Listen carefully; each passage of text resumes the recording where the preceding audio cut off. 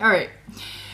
Cheryl says, how to stop my puppy golden retriever going nuts with uncontrollable begging every time I sit down to eat something. This one is perfect for Sean because he knows nothing about this except for it to be absolutely untrue in this household. Wow. Brittany's dying.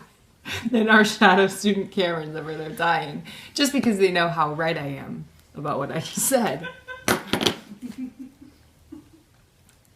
Sean, why don't you take this question away? I'm sure you have tons of notes. Tons of notes. Why don't you take it away? I should refer to Laura. Yeah. Guys, let's talk about something real quick. Let's talk about a 15-plus-year-old dog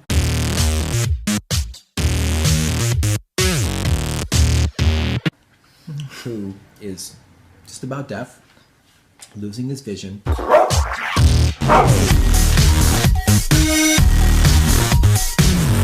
Can barely walk. Yeah, he's struggling with some senility. Yeah. He's definitely is on prednisone, which is causing his behavior to be exacerbated. Yeah, that's when it started. Uh-huh.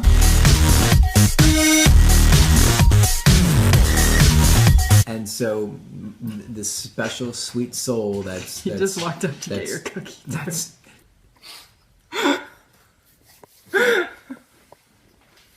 okay, that's one.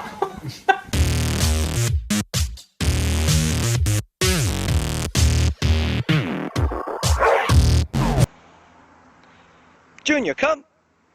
That's a good boy. Get over here, old man. Good boy. Junior, sit. Good boy.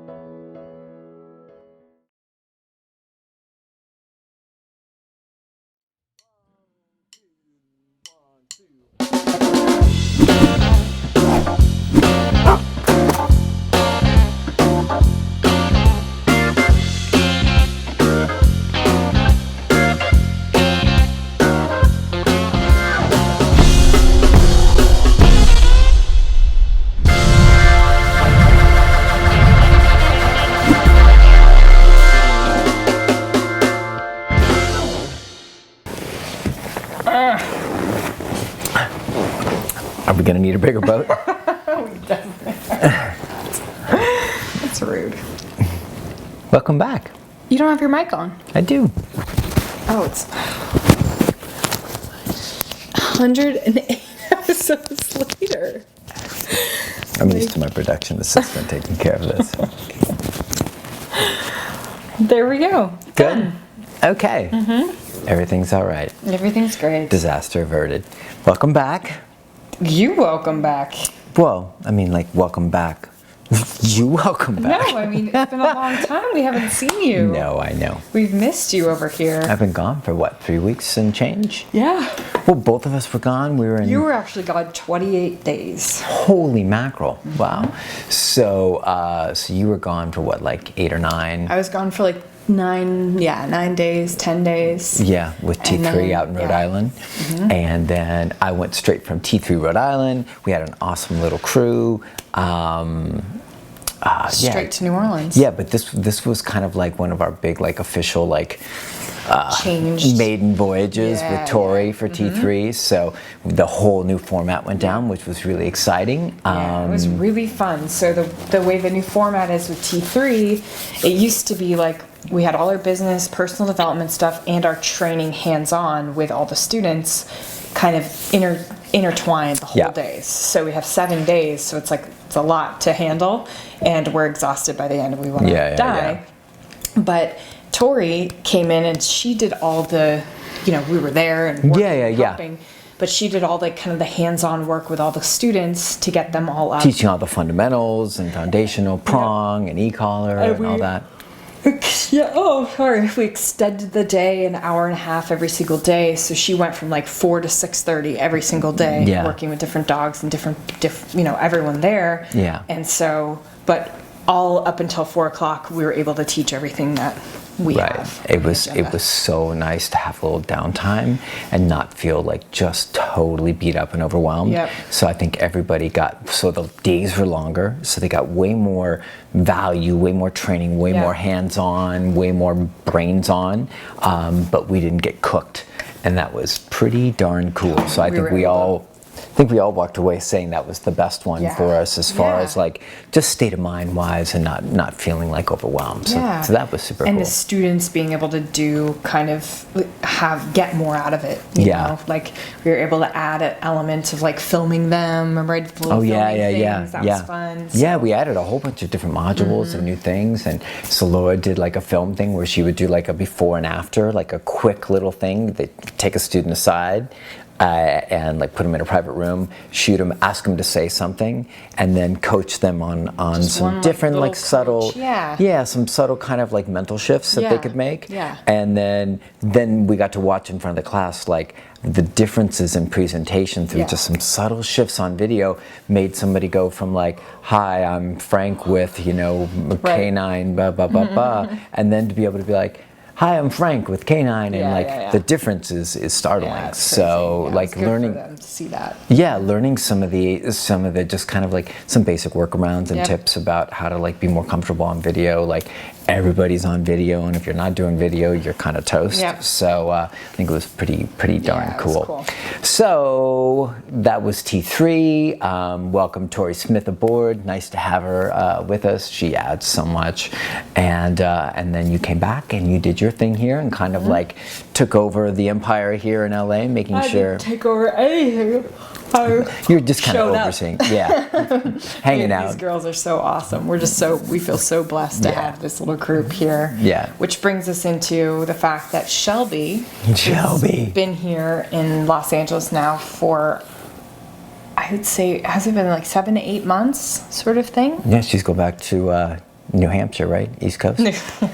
She's going back to New Orleans to work with to work with our New Orleans trainer down there, Cambry. Yeah. So Shelby is actually going to be leaving us in February time.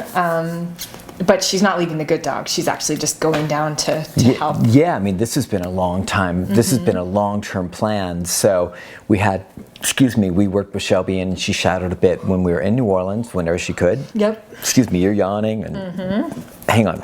Okay, I'm back. And then we had her come out for what, like 2 weeks out to North Hollywood? Yeah. And spend some time. And then we were like, this is really great fit and everything's super awesome, but we need more time with you to really get you to where you're really, really super solid. And like, do you want to come out to LA? And she went with it. And so she's been here for like forever. And so now she's got mad skills, both client stuff and actual dog training stuff, and just everything you need to be like a great trainer. So it's really kind of a dream fulfilled that now in New Orleans, this has been a long-term strategy. Like, people think we just like, we're just doing it. There's been a long-term, very carefully planned strategy to build New Orleans and have really solid players down there that we can depend on. Yeah. So now with Cambry and with Shelby, we're pretty rock and roll, pretty set. I can always be down there as well to help out. So it's kind of like brings 3 trainers on board. As we look for a new place. We're in the midst of looking for, trying to find like a great commercial property down there to start building it up. So that's super exciting stuff. But we will miss Shelby and her antics, quasi-Southern accent, which is actually sounds like it's from the East Coast, but it's a constant controversy here. But she disclosed she was at a private school, fancy schmancy school, so they were giving her a different. They were giving her a little something different than y'all. So anyway, so that's that. You guys saw a little bit in the last episode that Coyote and the Pig. Hopefully, you guys can see all this. Coyote and the Pig is out officially. This is Laura Morgan's first installment of what you've got 3 volumes of this 3 total. 3 books ready. Yeah. Yep. Did you want to like open it up? I didn't know if you were going to. No, I can open it up. Yeah. But it's just the standard version. There's a more color fancy version coming at the end of this month. A limited edition. Yeah, Sean will get. Yes, but this ain't too shabby. This is a really great book.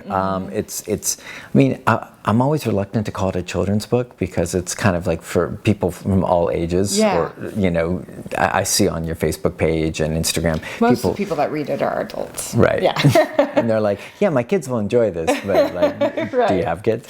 And so, anyways, this is out, and it really is, I think, not to go too far into this, but it's something that you were really inspired by as a kid. All of these kind of children's books that weren't just about just passing time. They were about teaching, educating, giving kids really and giving kids a world. I think so much of my books that I loved was a world that I could go into. And even as like a quasi-adult, I read Harry Potter, and that changed my whole world.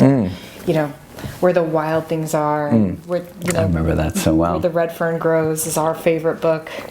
And I can cry at the drop of a hat with that book. I can turn to any page and be like, woo! But all Disney stuff and Pixar and all that stuff. So, they're all. The through line is that they're all message heavy, right? Without being like heavy-handed, but I think all of the things that touched you and inspired you to write this, and even when we were talking about the early stages of this, like, we're really excited about you doing something that was going to help inform and plant some seeds about some important messages about give it to him, because I'll always butcher it. But we should move on. I know, but indulge me. It's just life stuff. I think that's really what it is. She always hates talking about it. No, I don't. You're putting me on the spot. Yeah, but like relationship stuff, and goal setting, but self-belief, friendship, trust, all sorts. Stuff like that. All sorts of things. And like, I don't mean to put you on the spot, but it's just that I think it's one of the most important pieces of it, that it's not just fairy tales. No, there's messages in there that are so valuable for kids and for adults that are parents that are trying to help teach their kids in a way that they really like. That's the best kids books. They've always been the best ones. They're the ones that you start reading and you don't even realize you're being taught valuable lessons. You're just enjoying and engulfed and immersed in the story. So any story is that way, where they're not shoving it down your throat. You're just like you're along for the ride, and you don't realize till afterwards, wow, I just learned something really special. Totally. Where can folks get that? Right here. Oh, well, that was easy. That was easy. We'll link that up. Bing! And if you can't get the book, if you can't afford the book for any reason, the story is also told on Facebook and Instagram in totality, so you can watch that and get into it. Yeah, you just have to dig through. Just dig through, but it's in order. So in sequence. Check that out. Awesome. Okay, great. Okay, so all that stuff going on. We've got Shelby, Cambry, we got all that. Yeah, and then we got kind of the sad news. I guess we started off the show with a little kind of a memorial of Junior. Just a little bit of video stuff. Yeah. So it was Saturday, right? Mm-hmm. Yep. So I got home Friday night, and so Saturday we ended up having to put my longtime guy down, 16, almost 17, a month away from making 17. You never know. He could have been 17. Yeah, I mean, because you got him at the shelter. Yeah. 6 months. So. Yeah, I mean, he could have if. I think you just picked an arbitrary kind of date, right? Me? No. They had a date. They have an estimated date, but he could have been. He could have been. He could have already made it. So so I came home and he was in a bad way and had a stroke and he'd been kind of declining for a while but he's really the reason we're here. He's the reason that all of this stuff exists. TGD, Shelby, Henri, you, me, Britt, Tony, Cambry, the whole deal, all the clients that have been helped, all the projects and products that we've made. Not that he was in his office writing them and creating them, but he was the guy behind this that really inspired me to start on my journey to make all this stuff go. Yeah. And all the mistakes I made early on with him, and then later on his brother, Oakley, and which ultimately pushed me into a space of becoming a dog trainer, trying to fix all the stuff I'd messed up with them. Yeah. And so it's been a really special and hard. It's been a hard time. I'll be honest, but I've been writing every day about him, and that's been really helpful. I'm sure that's been really helpful. It really has. And like we talked about, the thing I was most worried about was just getting caught remembering him as kind of the older guy. Yeah, in his kind of most fragile state, rather than the guy with the gleam in his eye, which he did have a gleam in his eye for a long time, but it is hard as they start to kind of lose some stuff that you're just like, I don't want to remember you like this, Yeah. I don't remember but you yet you want to take care, you have to be there for him. Yeah. So I've done a lot of work trying to bring up remember the old stories and break out the old pictures, and that's been really super helpful.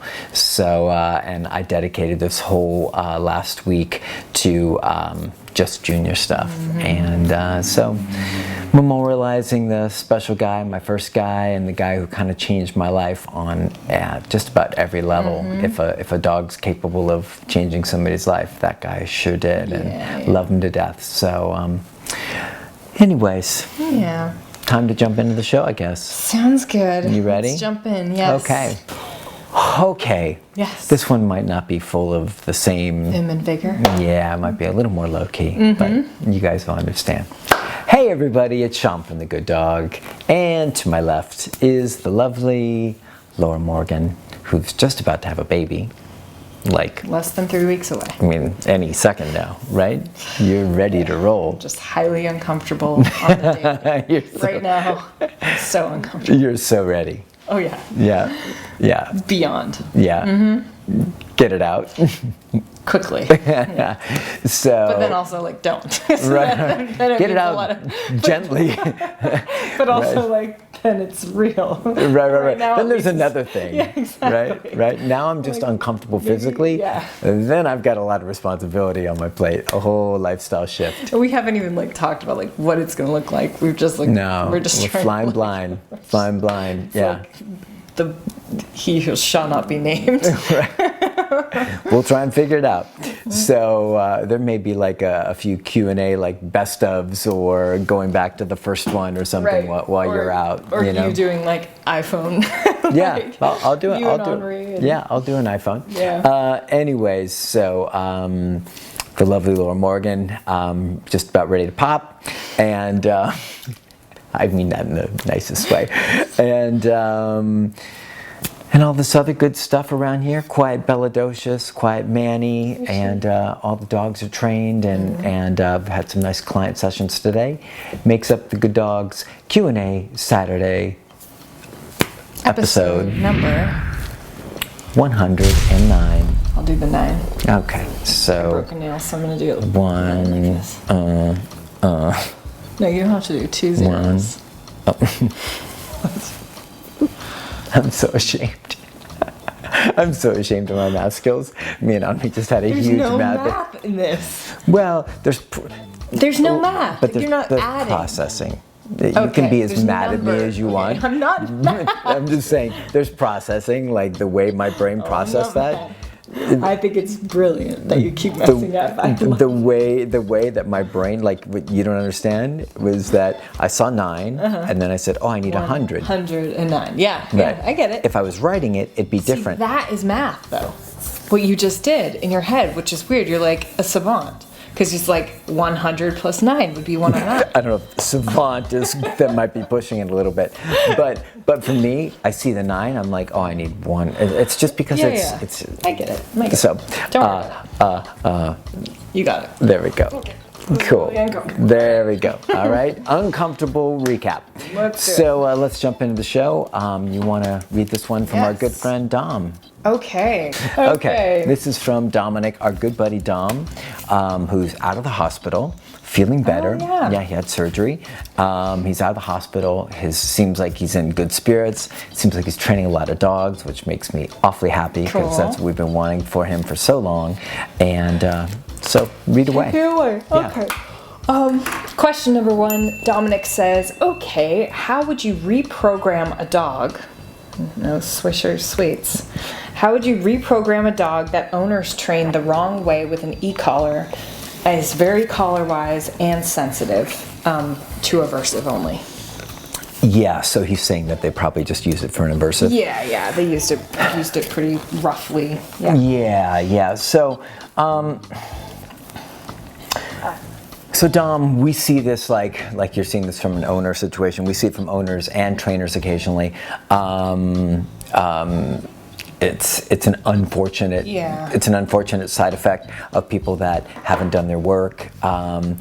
Move too fast. Or owners that Or- want to just like I've seen this works and like it's not. Yeah. I mean, unfortunately, there's not a lot of information if you buy the actual e-collars. A lot of them, and so people don't really know what to do with them. Also, most of the big box stores or the Petcos, they sell really cheap, cheesy ones, and so the levels you have to work with are like, and I know Dom knows this, but I'm kind of sharing this for everybody else. The levels you have to work with are very limited. So finding a sweet spot for your dog that's really comfortable is really hard to do. So that kind of sets you up right out of the gate to struggle and make sure that you're not going to be able to find a good spot for your dog. It's going to be too low where your dog doesn't care, or too high where he's going to be too worried about it. So don't buy a cheap e-collar. If there's anything I can get across from Dom's post, to everyone. Please guys, there's such a major, incredibly important difference between and they're not crazy pricey. We're not talking about $600. Typically, when you buy a crappy e-collar, it's like around $60 to $70, and some are 100. And then a stellar e-collar is $170. It's not like quadruple the price. No. It's just like a little bit more for something that you're gonna have a crazy warranty on. That's actually gonna serve great your customer dog, service, and you can actually take good care of your dog. And so I mean, if your dog matters to you, splurge for the extra $100 or $70 or whatever it happens to be. So that's the biggest takeaway from this, regardless of whatever else I say after that. Don't go for a cheap collar. Do not do a pet safe collar. Do not do something like that. Either do a Dogtra or do an e-collar Technologies. We typically use mini educators. You've seen us use them a million times. They look like the yellow happy faces. So super important. As far as reprogramming or kind of recalibrating or resetting dogs that have been kind of off on the wrong foot with e-collar stuff, We basically just do our regular program. Yeah, we start fresh. We pretty much just forget that the dog has had any training, and we start from the top. We'll do leash and prong stuff. We'll set that whole foundation. Then we'll move into e-collar stuff, and we'll start from the ground up, even if the dog knows stuff, because probably he knows stuff in the wrong way. So what we're going to do is we're going to start with low level pressure, like our four kind of like our four motions, like it's our movements, like it's a symphony. So basically, escape training, which is like press and hold at a very low level till the dog finishes the behavior, then press and hold for a shorter amount of time as the dog commits to the behavior, then prompt with a quick tap as the dog is really solid with the behavior, then don't touch the button, give the dog the command, and then correct for non-compliance. That's basically our approach with it. But like for a dog that's had a bad experience, we would just start very slow, very patient, make sure we had great contact, make sure we dialed in exactly the right number, and we would just like really hold the dog's hand, like keep the long line on for an extra amount of time and make sure the dog's got plenty of guidance to make sure he's not like having to go up to higher levels that are going to blow his mind or stress him out or freak him out or anything like that. As far as like you said, he's collar wise, you got to always, this, but this for other people, because a lot of people get excited about e-collar stuff and they take the collar off too soon. You said the dog's collar wise. That's what happens when you train the dog on e-collar a little bit, take the collar off, and then give the dog commands, and the dog quickly learns, oh wow, I don't have to actually listen because there's no collar on. And then when you do put the collar on, he's like, I do have to listen. That's how you create a collar-wise dog. Collar on, I listen. Collar off, I don't listen, right? So leave the collar on at all times. That's for you, Dominic. If you want, get a dummy collar, which doesn't actually have the contact points pushing in, so it's more comfortable for long-term use, and just let the dog have that on, like even when he's in like the crate, so you could like really kind of like recalibrate him, like reset him, like I'm always wearing this collar, always wearing this collar. And then we might also incorporate food stuff and even food drives. So if the dog is really concerned, really worried, we might like build some food drive. We might like only just use food in those contexts and try and like give the dog some positive association stuff along with the e-collar. But once again, it's going to be really more than anything else going back to basics, forgetting he had any training, and just starting fresh with whatever program that you use that you trust and believe in to build strong, confident, stable, happy dogs. Include food if it's going to be something that's going to help you, right? Include food for counter conditioning, just putting on the collar, because a lot of dogs are freaked out just putting the collar on. So not even just in the training part, but actually getting the collar out, the dogs can be like stressed out just seeing the collar, because they're like, I remember that thing and it sucked.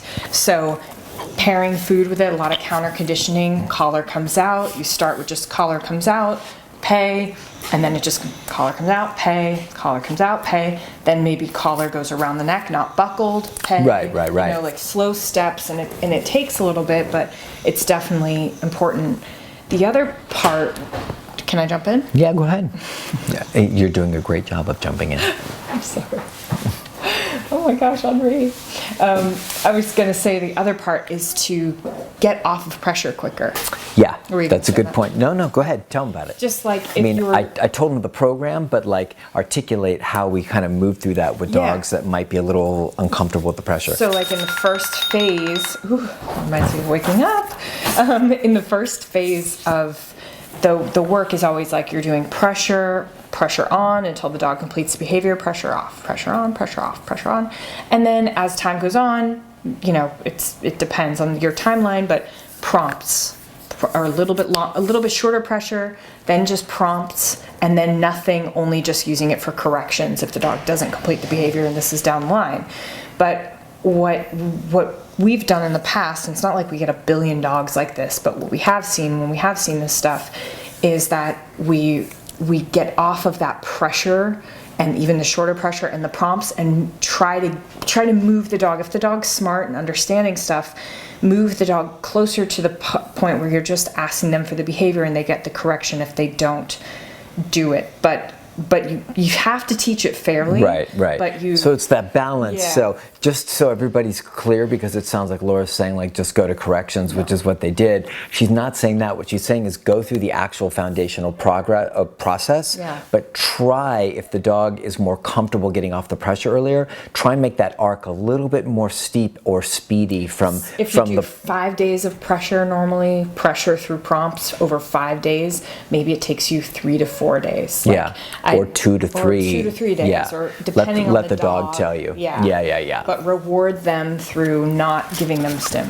Yeah. And I didn't say anything about counter conditioning or counter conditioning the dog with food, about bringing out the collar, because he didn't say anything about that. But that's like, if that is going on, then that's super important. If the dog is worried about just the collar coming out, you got to actually start to counter condition them just about the perception and putting it on and all that. And then the last thing I'm going to say is that over time, if the collar is used correctly, what will happen is the dog will gain clarity about how the collar works, and about how it works in his world, and about how what it means to him, and how he avoids it, and how he can be comfortable and safe, and it doesn't just come, like you always say, like a lightning bolt from the sky. And once there's that clarity, which a lot of time is just time of doing it right, the dog's like, okay, this is a fair game. I get it. Now I can play with this game and not be uncomfortable and not be stressed out. So that would be our best suggestions. Dominic, we miss you, buddy. I hope you're well. I'm glad you're up and doing your thing, and hope that helped. Yeah. Question number 2. Yeah.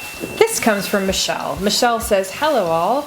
I have an 8-month-old rescue who's a black-mouthed cur. He has a fenced... That's one of the worst names in history. It's not a very appealing name. Yeah. Gray-tailed bozo. Yeah. You know what I mean? It just seems wrong. Because didn't they say mangy cur? Like a cur was more like just like a slang term for a bad dog. For like a gross dog. Yeah, I think so. Okay. He has a fenced acre to roam, 3 doting humans, plus we walk him. He's an excellent guard dog and squirrel chaser. His desire to chase squirrels has led him to barrel out the door when someone opens it and is not watching closely. Uh-oh. A 65-pound rush is hard to stop. He will not come on command, even with sweet talk and treats. That's what she uses.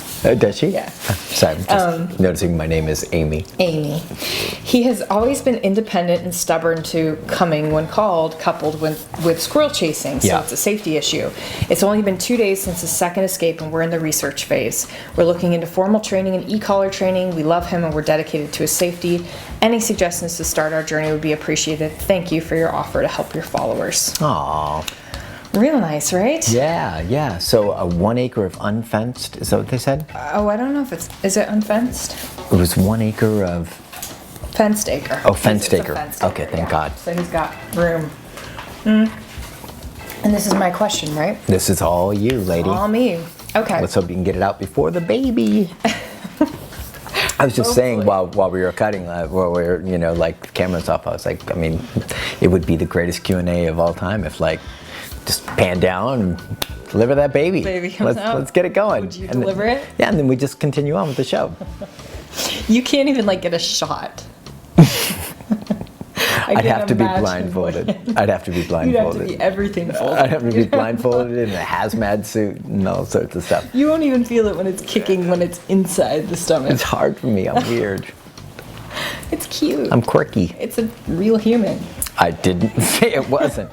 I never accused it of being an alien. I just said it's hard for me. Like an alien. Okay, Michelle. Thank you so much for such a great question.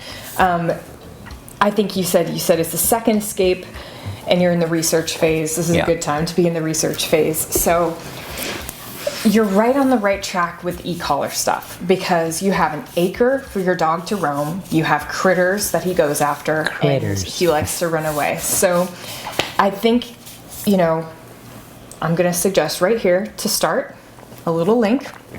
It's our YouTube channel, how-to videos. We have e-collar recall up there, how to fit the e-collar and how to get the working level or the perception level. And you can follow that video in there for free.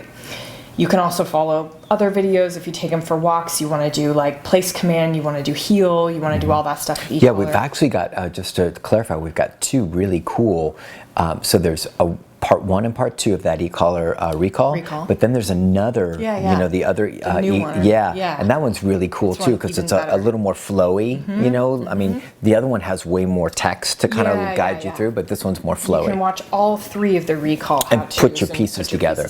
Yep.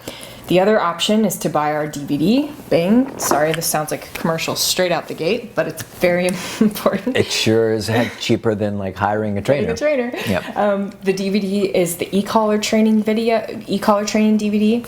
The only thing about the DVD versus the video, the free YouTube videos, is that the DVD is comprehensive. So if you're just like, I just want him to come back when called, you can just go to our free YouTube channel videos. If you want more than that, and you decide, oh my gosh, I'm obsessed with this and I want him to be able to go everywhere with us and be calmer inside the house and all this stuff, then get the DVD and do that. But if you're just looking for recall, you want to make sure that you introduce the collar right. You want to make sure that you're doing like on a long line, working in small, confined, like inside even areas of recalling your dog back to you and him actually responding to the stimulation.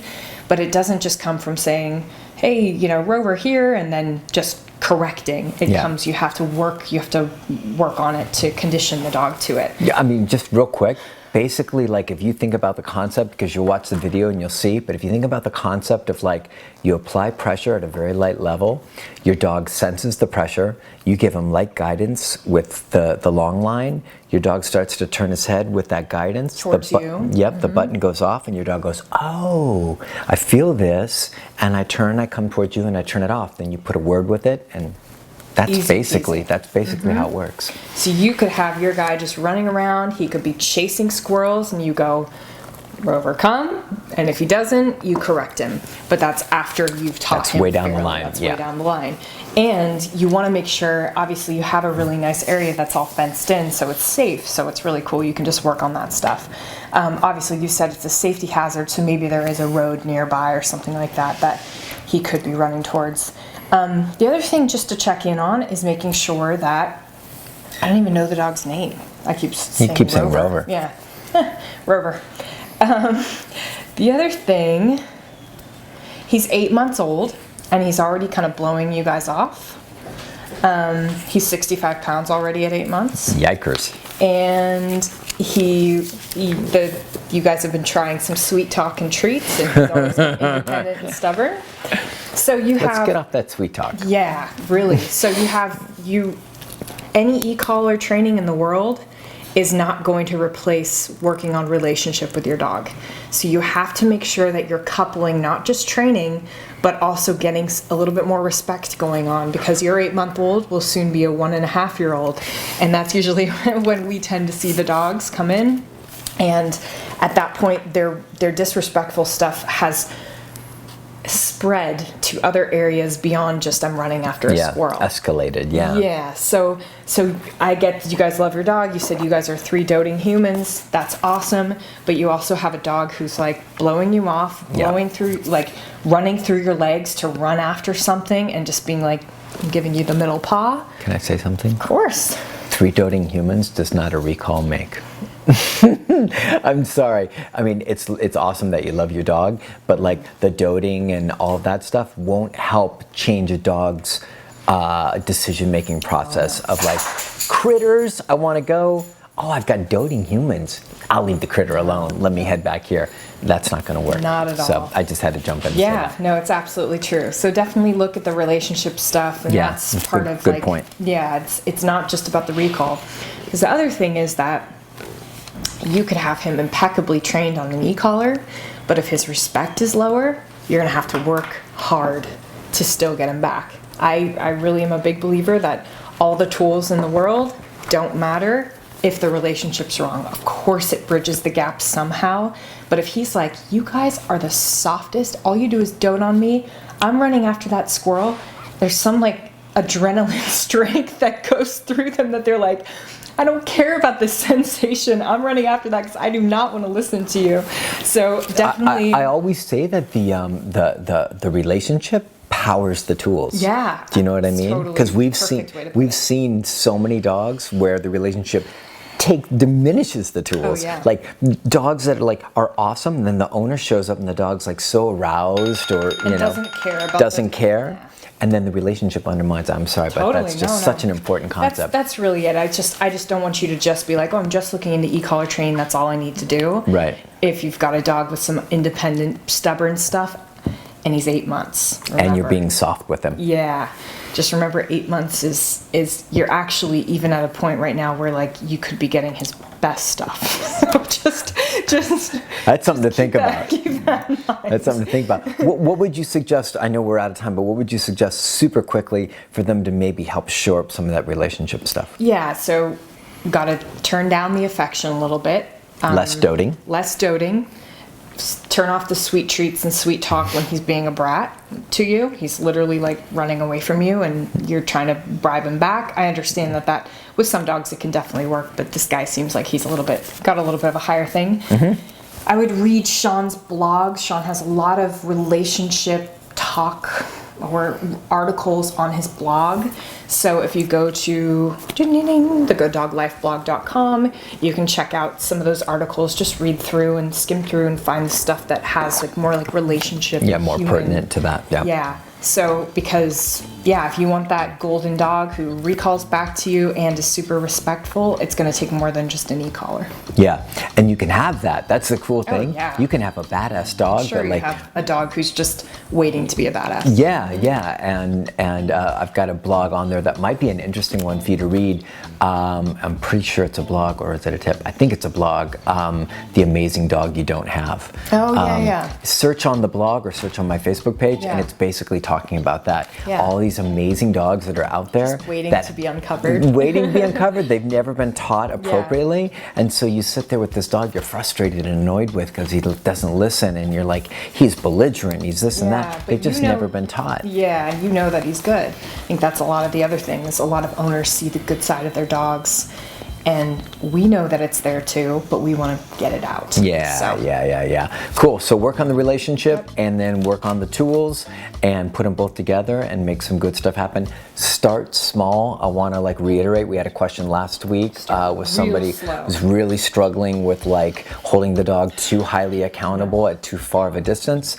Long line on your dog, short recalls until they get a little longer. At least a couple weeks before you're feeling even comfortable to be corrections or anything like that. You need to really, really take this slow when you're doing it on your own. and definitely have some real world recalling off of critters. Yes. Before you're let's see how he does. how he's- without the fence. Yeah. No. Yeah. So work through all that stuff, slow baby steps, Yeah. and you'll be so grateful, so thankful that you did. Yeah. Cool. Awesome. Thanks. V.A. Kennedy, also known as Shelby. Okay. She's so a Jackie. She's such a debutante. Yeah. I told her, she's like, It's so funny. That's the exact word I used yesterday.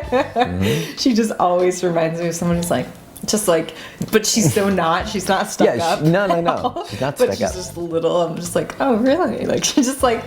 But that's also got a southern thing too. Yeah. Got a little high Southern belle. society. Yeah, she's high society. Yeah. I'm telling you, that's totally high society Shelby. She is. Oh, that's a good nickname. Yeah. I like it. Okay, let's rock. So question number 3 comes from Jackie. Jackie says, I have a 1-year-old staffie that has just started Staffie. growling at his pack mates and a dog guest. It's occasional, but I don't want it to escalate into anything bad. His pack mates are pugs. Whoa. Yeah, it's a bummer. Wait, I'm confused. His pack mates are pugs, and she also does frequently bored dogs. Yeah. Oh, okay. Yeah. How do I correct this behavior before I'm correcting something much worse? And is this something I should be correcting in the sense that he's letting them know to leave him alone? He's on a prong and an e-collar. Yeah. Okay, so whenever we've got the size differential stuff, well, careful there, Miss Prego. Busting up the joint. Just want to make sure you're in frame. Am I in the frame? Yeah. Go ahead. Okay. Anyways, so let's see if she can make it through. Stop. No, I'm just rooting for you. I'm heavy. I'm tired. It's hard for me to fit through things. Special award for you. No, I'm Special not trying. award. No, I'm saying special award. No, I'm not Yeah. trying to complain like. We're gonna have to eventually start moving the table away and creating more room, and it's hard work. Okay, so at least you're not on a covered wagon, like going across the country like a bunch of the tough ladies did back in the day. Very blessed. Right? They're like, oh, we're on the prairie. Oh, baby time. Anyways, how'd we get there? So, Jackie, the first thing that scares me. Anytime we've got dramatic size differential stuff, I'm always worried. Yeah. It doesn't take much for a big dog. I think you said, did she give the weight? Did she say like an 80-pound staffie or no? Just a staffie, year-old staffie. Yeah. Okay, so which I assume is going to be a fairly decent-sized dog, and then pugs. Boy, that's just you got to be a year-old staffie. Here's the thing: a year-old staffie is a I'm gonna stutter a little bit. Is a not mature staffie yet, right? So you're already seeing some stuff that's not great. Yeah. In another 6 months to another year, you could be seeing far more significant stuff as your dog starts to mature, and you could start to see like way more proactive stuff. So you're at the year mark.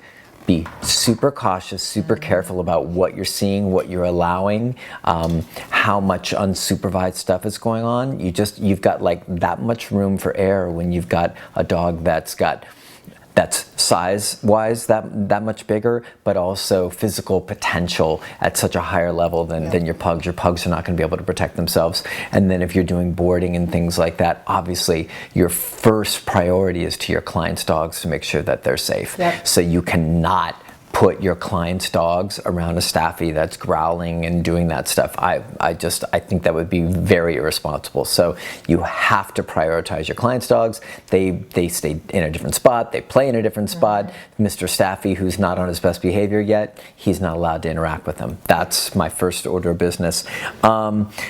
And then I'm really glad that he's on e-collar and prong collar, so that gives us a lot to work with. So could be that he's nervous, could be that he's unsure, right? Or could be that he's pushy and bratty. You could have it could be moving in either direction. You could have a little bit of both, but typically we've got a dog coming from one space or the other. Like I'm really unsure, and so dogs come into my space and I get worried about them. Or I'm starting to feel empowered as I'm starting to get older and I'm starting to set limits on other dogs.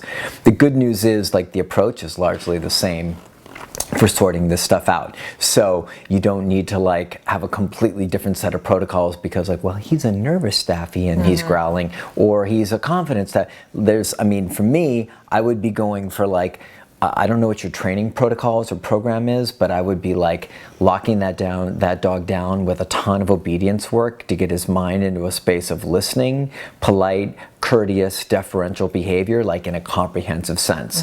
Now, hopefully that makes sense. That's recall, sit, down, place, heel, thresholds, all the basics. I would do that to get the mind in the right space.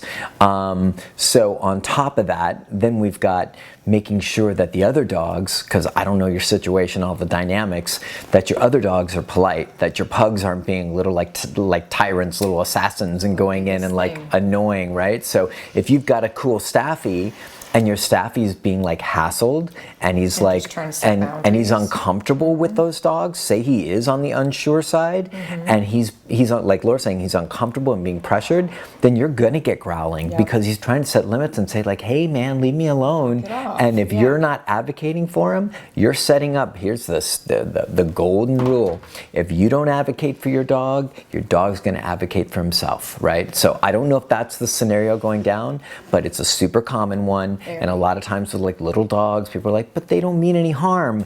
But your big dog doesn't know that. Your big dog just knows, I'm really annoyed, really frustrated, really edgy around these dogs, and eventually I might put one of their lights out because you're not doing anything about it. So that's something really important to think about, making sure the other dogs are polite. Now, conversely, make sure that the staffie's polite. So if the pugs are gentlemen and awesome and really cool, low-key dudes, then you have to make sure your staffie's not up to any no good and in a bad space. So both sets of dogs need to be rocking and rolling, right? Also creating enough boundaries and space that they're not all over. It's not just like this free roaming situation. You know? Yeah, and that's kind of what I meant by like the whole training program. Like, if you really want to knock this out of the park, like we can like try and spot reduce this stuff and be like, and I'll give you some information about like directly correcting like some stuff. But like what I said earlier about training him, you training your staffie in a more comprehensive sense will give you way more bang for your buck as far as like safety and state of mind, being in a good spot, being more healthy.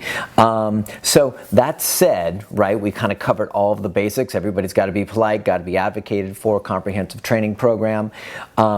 Any snotty, pushy, proactive, staring, posturing, evil eye kind of stuff like that, mad dogging, any of that from the staffie, if that's the main offender, that needs to be corrected ASAP. And your question was like, do I correct that stuff? Absolutely. Now, if you have any concerns about that correction kind of lifting your staffie off into like actually going after one of your other dogs, then you need to use safety precautions to make sure that doesn't happen. That means you either muzzle condition the staffie and he gets comfortable wearing a muzzle so you can like work him through it and find out where he's at with it, or he's back tied and make sure that he can't get to the pugs, and if he tries to make a move for him, he gets a big correction. You could teach the staffie place. You can back tie him. He's on the e-collar.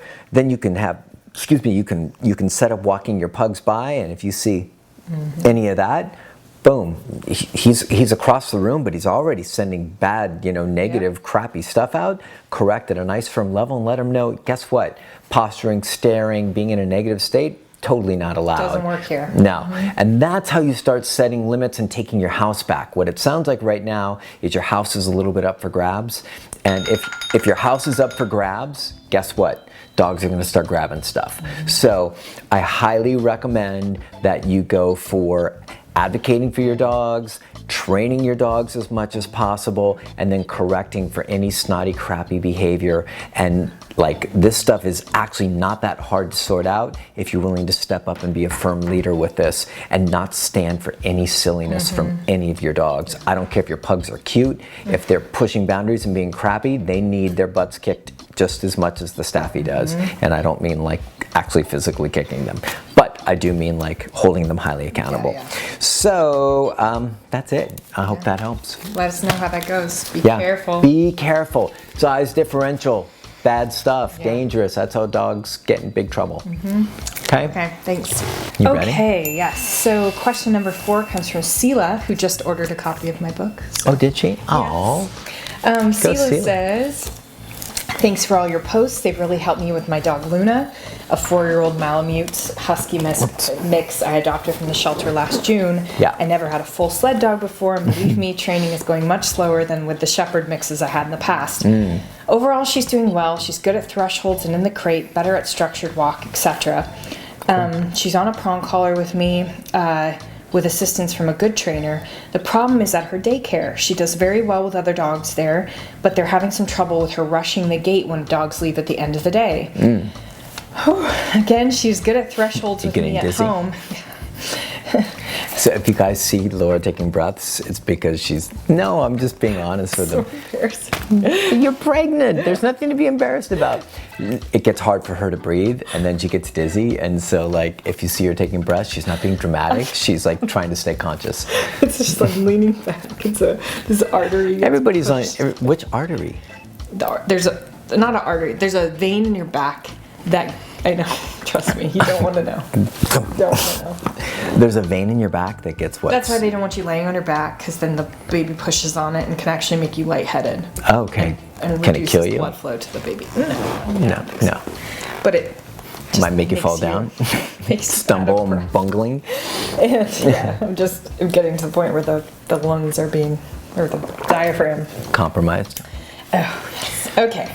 I'm reluctant to leave her at the daycare with a prong, as I'm concerned she'll be yanked around with it. She's on a martingale at the daycare when she enters and leaves. I know this is the part of the problem. I am not present when the gate rushing occurs. How can I help the staff? What can I do? Can I tell them to get them more in charge of the dog? Thanks. Appreciate all that you do. That's a tough one. I know. I'm curious to see where you're going to go with this. Well, you could just pass out and and then we'll just move on to the next question. Okay, Sela. So this is a tough one. This is really a tough one. This is really hard to be like, with something that you're not there for. She's prong collar trained. She's got good training on board.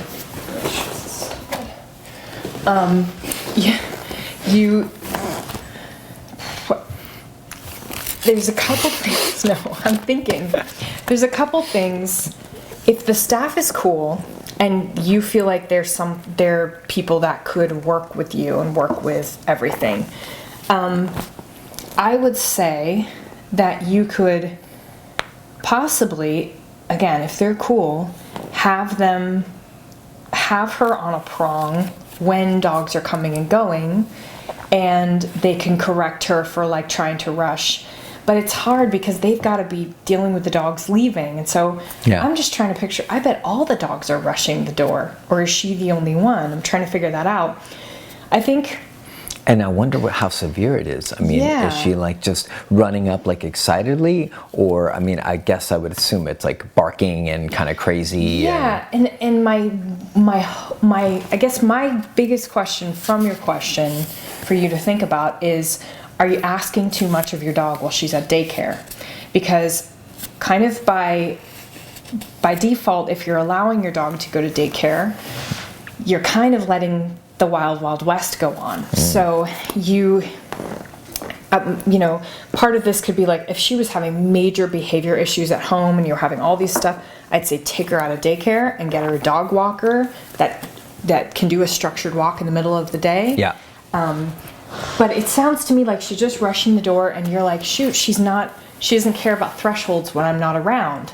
Well, yeah, of course she doesn't, because she's surrounded by the wild west. It's like taking kids to like the McDonald's like ball, playpen and being like, why aren't they paying attention to me? It's like, because that's not the place to pay attention. Like, she's going crazy at daycare because all the other dogs are going crazy. So I was kind of reading into your question that maybe you're hoping that all her training is just going to like, transfer. It should transfer when there's a structured environment, but man, and when somebody holds her accountable. Yeah. She's going to learn really quickly which contexts I'm corrected in and which contexts I'm allowed to behave or misbehave in. Yeah. Right? Dogs are just too smart. Yeah. So she's going to know, like, mom, if mom's here or in different things with mom, context with mom's going to hold me accountable. Yeah. And that doesn't mean that she's not trained. It doesn't mean that like she probably knows better, but it's a whole different context. I guarantee you all the other dogs are rushing and you're going like, oh, why is she still rushing? She doesn't rush at home. So I think the goal is maybe like if you're going to keep her in daycare, if she's good enough and she's not having behavior problems beyond the daycare isn't like trickling out into other stuff, keep her in daycare, but you can't really worry about those moments because you'd have to like train the staff to work with that stuff. And like, it should be their job. They should have a pet convincer or something to get the dogs away from the entrance because that's the quickest way to a fight too.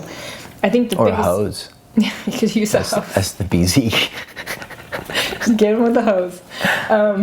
But my worry about the whole situation is that if you're seeing other behaviors trickle out, and at home and other places, the way that daycare is run is possibly not your best option. Yeah. Now, again, if you're not seeing it and everything's fine, you love the daycare, then you just kind of have to go with like the rules and kind of like, okay, well, they're just kind of wild west there. And if they're not creating space, they're not creating space.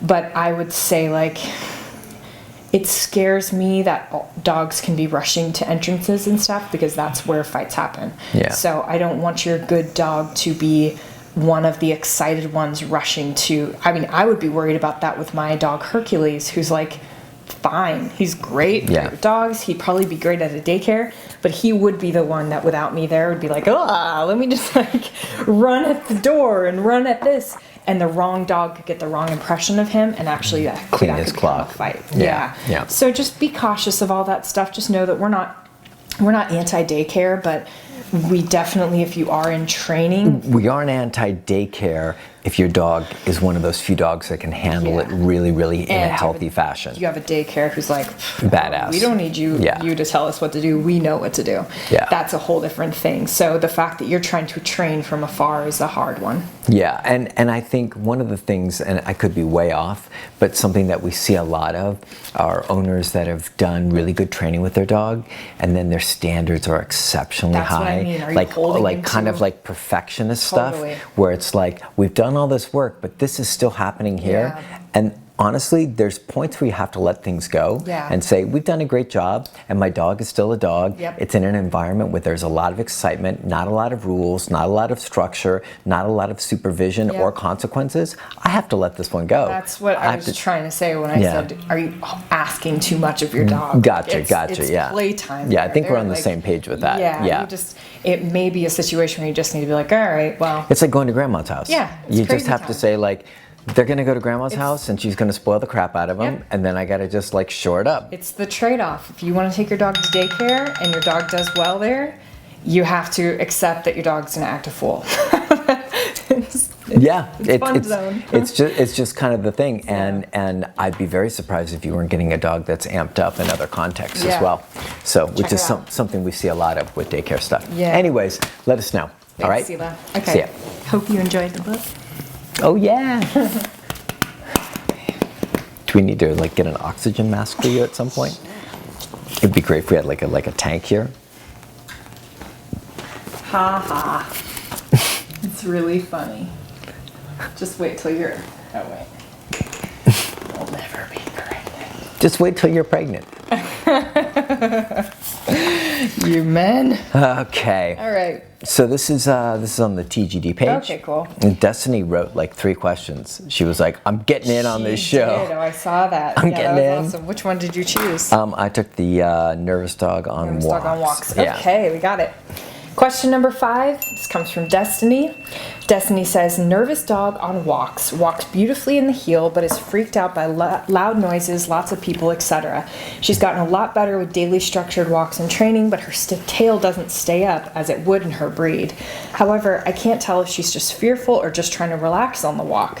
Her tail is not tucked between her legs as it used to be, just hanging low. She does nervous lip licking, but doesn't swivel her head back and forth in a panic. Good. She doesn't bark or lunge, and we've reduced her flight mode significantly when something scares her. Great. She auto-sits and will down when I tell her, even when she is visibly freaked out. The biggest issue are big, loud cars and trucks and buses. They terrify her. Me too. Ironically, she's not afraid of people in the house. She loves people, just not on walks. We've been working on this for over a year, and I know fearful dogs take the longest, but is there anything else I could do to help her? Wow, I wonder if, amazing progress. Yeah, I wonder if Destiny's a dog trainer or it's the owner. I don't know. Okay. You've done great, Destiny. But and Destiny's major props for like just bombarding Q&A and being like, I'm getting in. No one's gonna stop me. Aww. Is that Destiny? Yeah. Aww, doing a little high five. Doing a little high five with her dog. All right. Watch out, because we snoop. We snoop. All right, Destiny.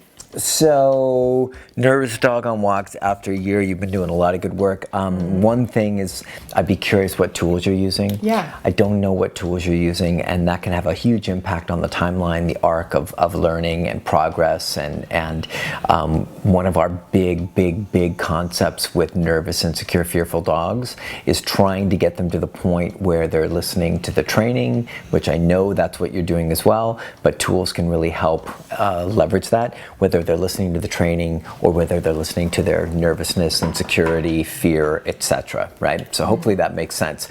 And if you're using the right tools, you can kind of leverage that. You can kind of get like, if the e-collar really is valuable for that dog, or the prong collar is really valuable, or both, then the dog is like, you know what, I'll really listen to you, and start to kind of like impede, is that the right word? Impede my kind of like extreme reactions and things like that. Temper them or something. Something like that. Someone send us a dictionary, okay? So anyways, nervous, fearful dogs, like you said, are the hardest and take the longest to get to a good space and to rehab. And to be honest, there's a lot of them out there that will never be 1000% rock solid, right? There's a lot of like reality that we have to deal with about genetic ceiling. Now, I'm a super positive, optimistic trainer and human being in general, so I never like to say here's the cap. Yep. But I do like to acknowledge that there oftentimes is a cap, and so you have to be really careful that you don't hold yourself or the dog to such a high level of where you're trying to get that you're both disappointed or frustrated, or putting too much pressure just in general on both of you guys. So that's what you've done already is so awesome. Yeah, it sounds fantastic. But we get dogs all the time that, like we have a dog here right now that's got a lot of stuff going on, like nervous insecurity, fearful wise, and I don't know how far he's going to get, right? I mean, he's making nice progress, but like there's a lot of baggage, there's a lot of history, there's a lot of stuff, and so we just won't know, and we only have him for a handful of weeks. So anyways, I'm getting a little bit off topic, but it's just they really are the toughest ones to deal with, and I guess my main point is that I want you to stay kind of grounded in reality of like there may be limitations there, so don't beat yourself up and don't try and like put the dog through the ringer to try and like be a dog that it's not capable of being. Make it the best dog it can be, but keep perspective in check. Okay, so tail position you were talking about, like you were saying, like with this dog it should be like higher up. I don't even think she said what kind of breed it was, but but honestly, like even with like Junior, who's a chow mix, whose tail is like, super high up. When we'd be on long pack walks, like there's tons of pictures, if you go through my blog and other pictures that we have on Facebook, especially old stuff with pack walks, where dogs are just, a line of dogs are walking and almost all their tails are in a medium to low kind of position. That's the relaxed kind of spot. Now, if they're tucked, it's a very different thing. Even Juniors, like I said, which would curl over, would come down a bit and be more relaxed, and it's just where a dog tends to go, unless you've got like, I think I wrote down a couple, like if you've got like a husky, a full bred chow, Shiba, Akita, dogs that have like like that. Always like that. Yeah, you may, in that case, you may see a dog that's still got the tail pretty high up, but I think that you should be a little bit more relaxed about tail position, especially because the dog's showing you in a lot of other contexts that its head stops, not darting around so much. There's a lot more relaxation going on. It sounds like there's a lot of progress happening. Focus less on the tail and focus more on just kind of the overall picture of the dog. How does the dog feel? How's the dog dealing with the environment? Yes, you're getting nervous stuff around like rumbly trucks and cars and even some strange people, but like, that's a fearful dog, and that's what fearful dogs do. They're scared of things. Obviously, most of them haven't been exposed to that early on in life, or they have very, very, very weak genetics, which kind of predispose them to be highly insecure around stimuli that's too extreme. So some of those or a combination of the two, and some of those are really hard to overcome. You can expose the dog over and over and over again, but you just may hit that ceiling where you've got a great dog that now will walk in a nice way and isn't darting head around and isn't freaking out or yanking at the end of the leash, but is still concerned and is still worried, and that just may be what you end up with. Even as doing great work, and that might be your finished product. So once again, I really, really, really encourage you to be using prong and e-collar. If you're not, we use them on all fearful, insecure, nervous dogs. And we took, I gotta move quick. We took Mr. Fearful Guy out today on his first bona fide walk, and he killed it. And he was on. Who's the fearful one? Teddy. Teddy. Yeah. Oh, yeah, okay. And Teddy, who I'll probably post video of him, the one where he came in like biting me over and over again. So like he's in a non-biting mode now, but he's in a very insecure mode. We've really exposed like who he is, and he's a very like he likes to pancake and all that. But the girls took him out today, and he did a really fabulous walk. Awesome. But he's still concerned, and that concern is going to be there for a long time. So I think that's an important thing to check in. So tons of structure, repetition, exposure, accountability. Those are all like the mainstays. It sounds like you're already doing all that stuff. So I would ask for the highest level of all of that stuff. I'd make sure I'm using the best tools for all of that stuff, and I would make sure that the primary goal is listen to me in the training. Don't listen to your fear, nervousness, and security, and that's really all you can do. You could go out there with food and stuff like that, but I can promise you if that dog's really nervous about rumbly trucks or cars, they're not going to take any food. So you're not going to be able to like counter condition them to be like, trucks are good. The dog is going to be so worried about that food is going to go out the window.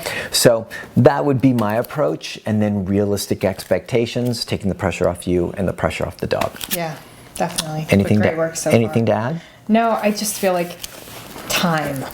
Yeah. Repetition and time with dogs like this. You've already gotten her so far. You're just gonna have to keep going and just deal with what you're dealing with, but just get it better and better and better.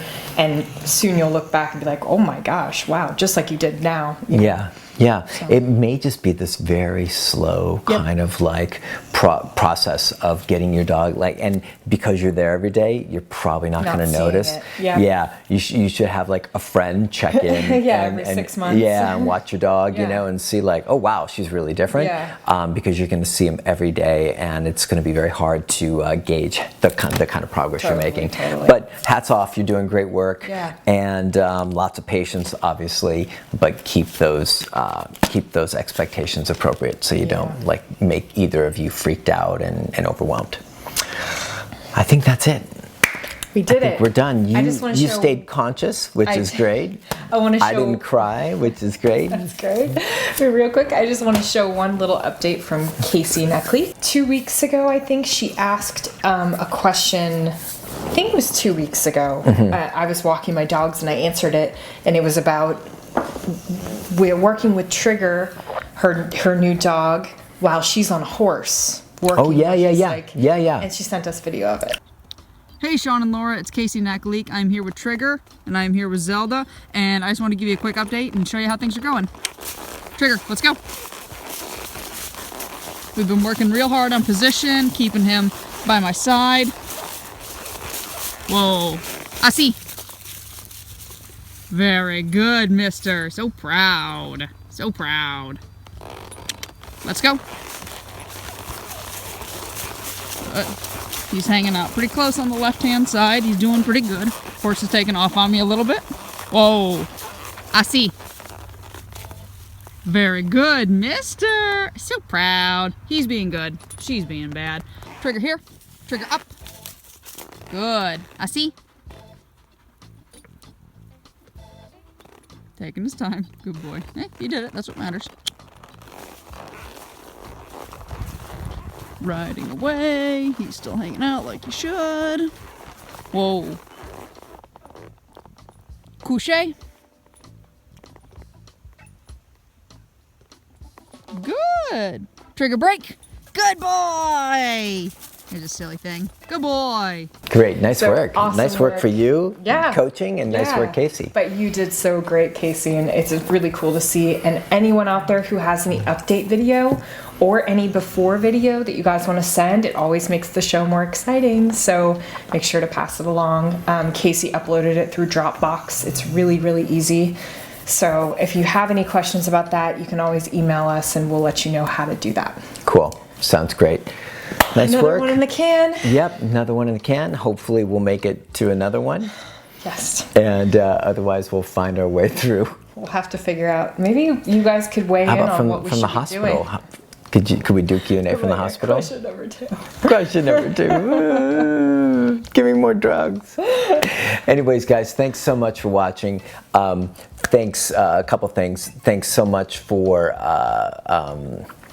all the kind words. I got so many, so nice. many. I mean, like something like 800 comments between the two different pages and Instagram about Junior, and it was really touching. And all of you sharing your own stories of loss, and yeah, really beautiful, and really made me feel connected to you guys and connected to the kind of universal experience of that loss and how much these guys mean to us. Yeah. And so I just wanted to say thank you very much from the bottom of my heart. It means a lot. Yeah. And so thank you guys, and thanks for the support and the love.